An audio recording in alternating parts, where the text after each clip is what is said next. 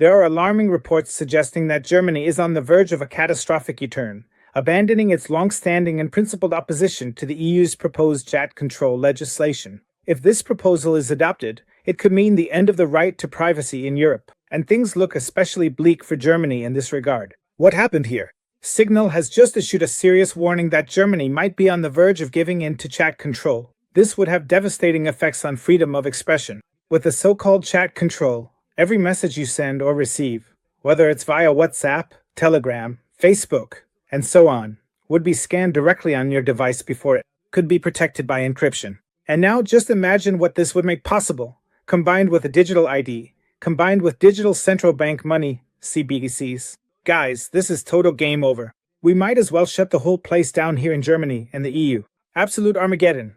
The EU and Germany, they're not leading in anything, not in Bitcoin, not in AI, not in any other innovations. The only thing they're world leaders in here is hassling their citizens, controlling and spying on their population. They should be doing something for their fellow citizens here, not treating everyone as a suspect. Honestly, what's happening here is really, really bad. Now let's take a closer look at the whole thing. Before we do, you'd be doing me a huge favor if you could quickly hit the like button down below. All the content here is completely free, but I'd really appreciate it if you could just drop a quick like below.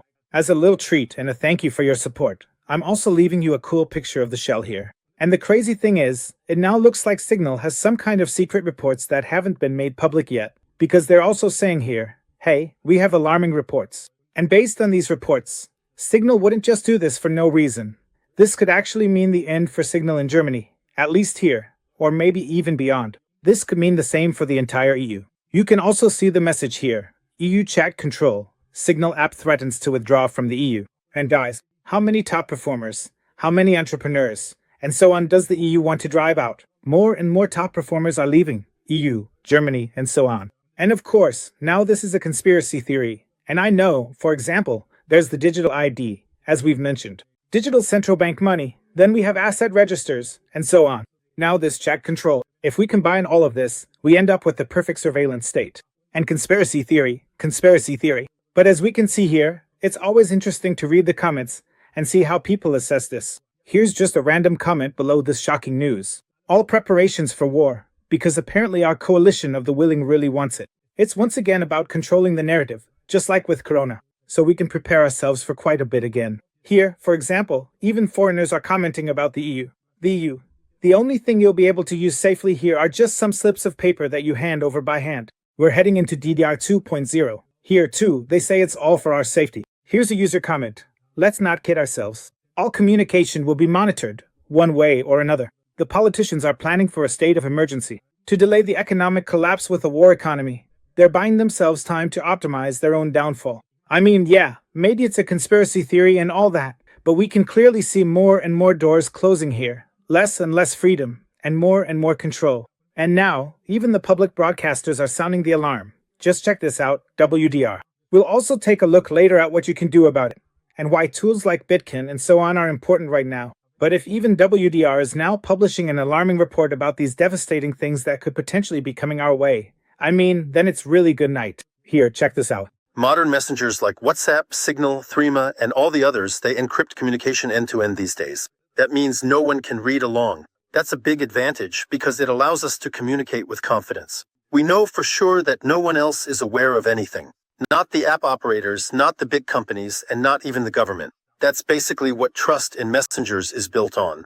But now the EU is planning to actually have a backdoor built in. Specifically, the operators of these messenger apps are supposed to be forced, in the future, to scan every message on the device for problematic content before it gets encrypted and sent. More specifically, this is about the depiction of sexualized violence against children. So actually, it's a good motivation that you can understand. The goal is to prevent messengers from being used to send such content. But this creates a backdoor in the messengers which could also be abused by hackers, for example by cybercriminals or other actors, and trust in the messengers would decrease dramatically. And it's also questionable whether the whole thing even makes sense.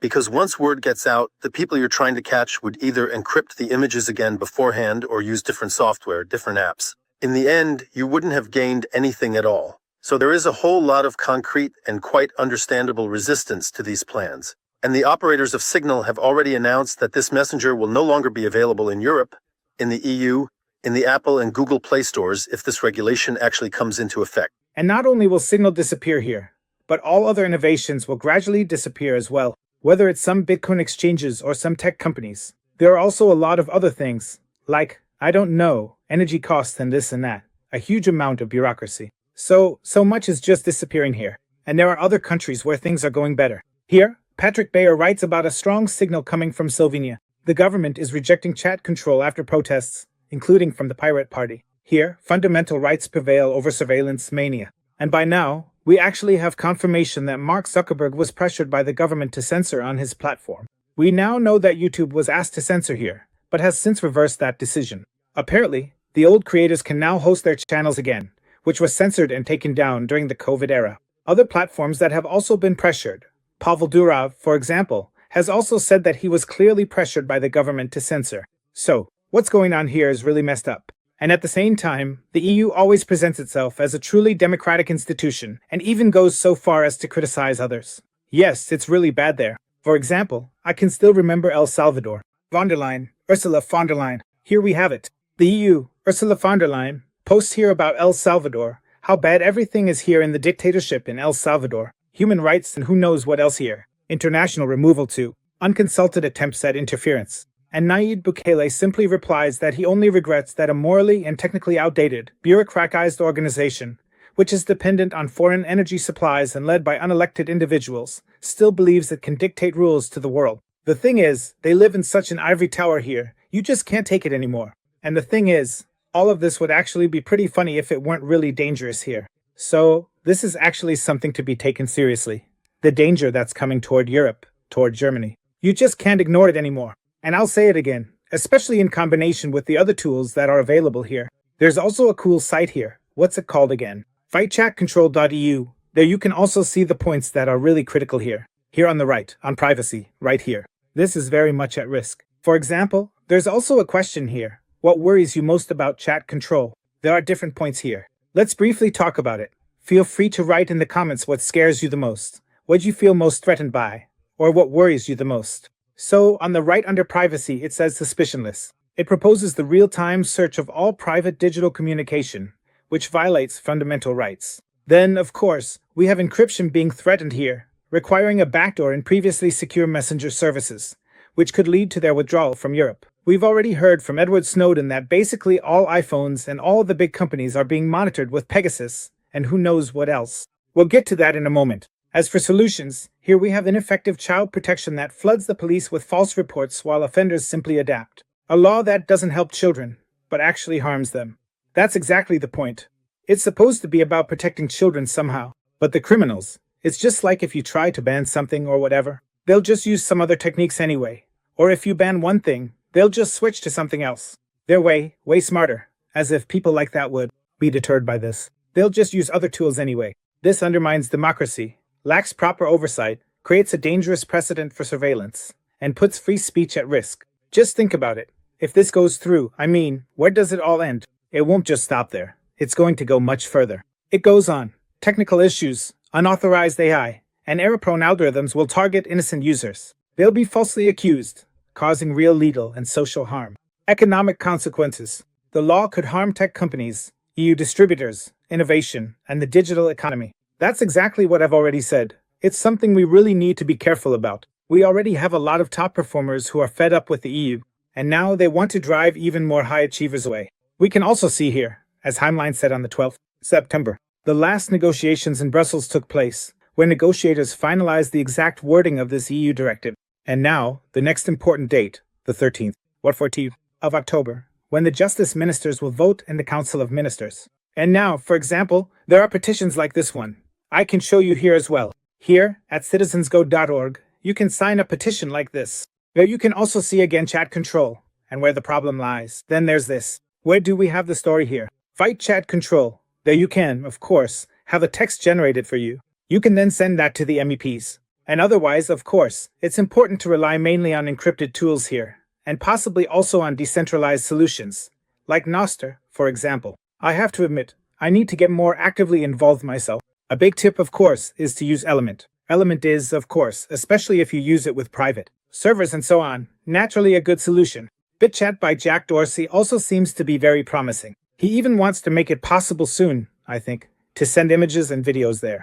So far, it was only possible to send text. That's from Jack Dorsey, who is also a big Bitcoin supporter. Of course, use censorship-resistant money. Bitcoin, nothing that can be centralized. So, once again, this is about censorship. That means we need decentralized technology that can't be censored. That I also. Bitcoin, of course, here on the monetary level. And then, of course, not just watching and talking about it, and let's say, just lamenting the whole thing, but actually getting into action yourself. Even if it means packing your bags and just going somewhere you're treated better. Honestly, I feel less and less like hanging around in the EU.